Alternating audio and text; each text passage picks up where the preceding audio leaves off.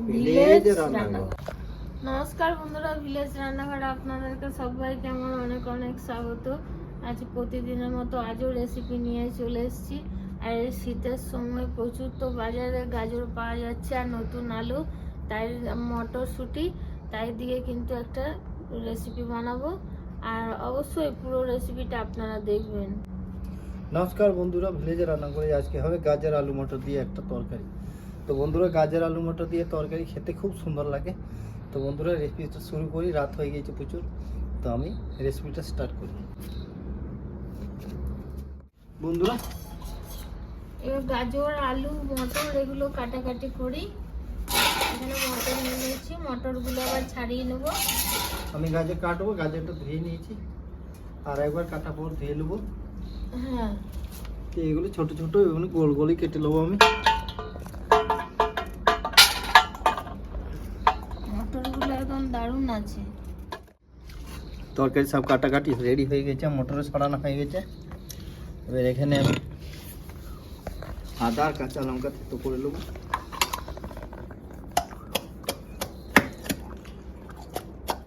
বন্ধুরা, অন্যটা ধরে দিয়েছি। এবার কড়াইটা চাপিয়ে দেবো। অনেকদিন থেকে বলছিলাম গাজর আলু মটরের তরকারি করবো। হ্যাঁ, কিন্তু হয়নি। একবার গাজর এনে গাজর নষ্ট হয়ে গেল।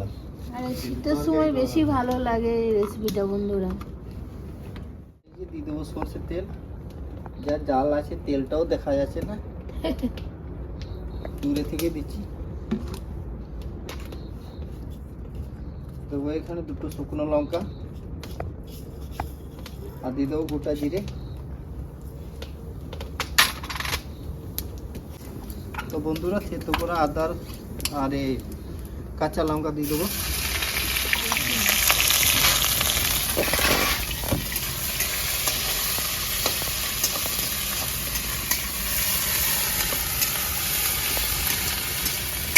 ভালো করে ভেজে দেবো।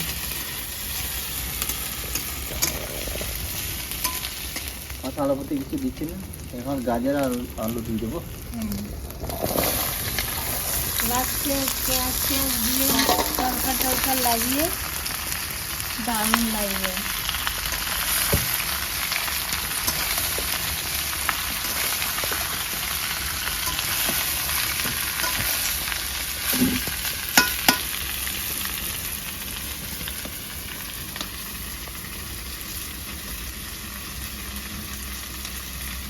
তো বন্ধুরা, এবারে আমি দেবো পরিমাণ মতো লবণ দিয়ে দেবো। দিয়ে দেবো হলুদ গুঁড়ো, চামচ লঙ্কা গুঁড়ো, 1 চামচ ধনে গুঁড়ো, 1 চামচ জিরে গুঁড়ো, লবণ আর একটু দিয়ে দেবো। হবে না লঙ্কা,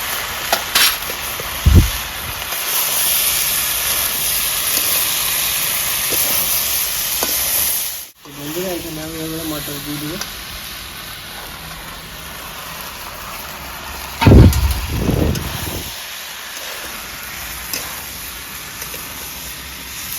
মটর প্রথমে দিলাম না কেন বন্ধুরা, কিছু ডাল ছিল না, ওই জন্য আমি দিলাম।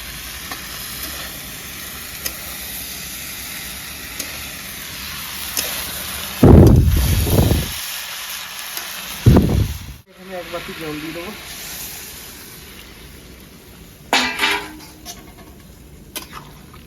আর একটু জল লাগবে, কেন গাজরটা সেদ্ধ হতে একটু সময় লাগবে, ওই জন্য আমি আর একটু জল দিয়ে দেবো। আর পরে আবার দিতে হবে না, বেশি দেবো না, এইটুকুই দেবো। তো বন্ধুরা, এবার আমি ঢাকা দিয়ে রেখে দেবো যতক্ষণ গাজর আলু সেদ্ধ না হচ্ছে। 10 মিনিট ঢাকা দিয়ে দিচ্ছি, 10 মিনিটে দেখে নেবো। বন্ধুরা, তরকারি আমার হয়ে গেছে, এবার নামাবো। এবার নামিয়ে দিয়ে আমি তড়কা লাগাবো।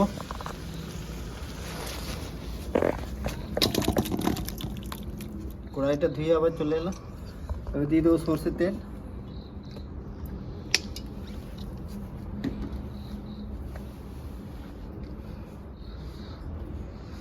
ঠান্ডা কালারটা দারুণ পড়েছে বন্ধুরা, আর টুপি খুলছে না। এখানে দুটো শুকনো লঙ্কা আমি ভেঙে দিয়ে দিচ্ছি, আবার গোটা জিরে দেবো। এবার দিয়ে দেবো আদা কুচি আর রসুন কুচি।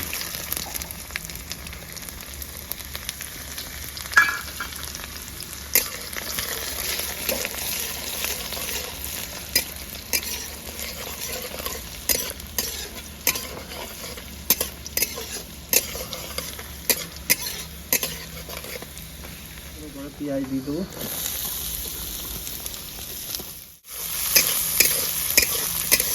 গাজর মটর আলু মেন পড়বে এবারে, ওইটাতে আরো সাতটা বেরিয়ে যাবে সব কালার না। এটাকে দেখতেই বাড়তে হবে, আবার দুদিন রেখে দেবো, দুদিন পরে যদি আবার তড়কা লাগাও আরো বাকি খেলে কিন্তু আরো ভালো লাগবে।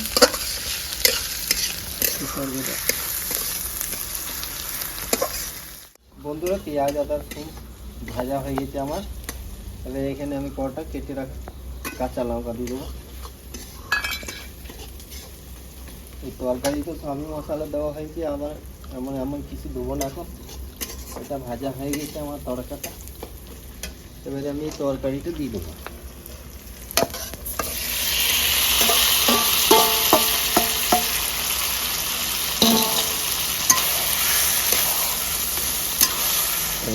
টেস্টটা আরও বেড়ে যাবে। এটা আমার নিজে হাতে তৈরি করা গরম মশলা। গরম মশলা দিয়ে আমি নামিয়ে দেবো।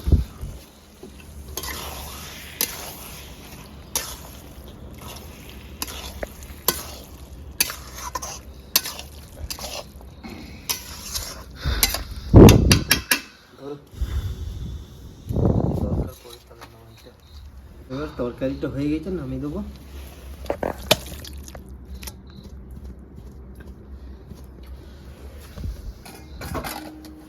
তার ধনে পাতা দিয়ে দেবো। তো দেখুন বন্ধুরা এই তরকারিটা কত সুন্দর লাগছে দেখতে, আর খেতে তো ভালো লাগবে। এই শীতে তো সবজি এখন প্রচুর বাজারে, ওই জন্য আজকে এই সবজিটাই করলাম। করে দেখি বন্ধুরা কেমন হয়েছে গাজর মটর আলুর তরকারি। বন্ধুরা তো দেখতে এত সুন্দর লাগছে, তো খেতে তো ভালো লাগবে। এবার দারুণ খেয়ে দেখি। গন্ধ, ধনে পাতার গন্ধ, শীতে তো সবজি খেতেই ভালো। আর তার সাথে পরোটা গরম গরম, তেল লাগিয়ে পরোটা। হ্যাঁ শুধু তেল লাগিয়ে তেল বন্ধুরা। লাগিয়ে।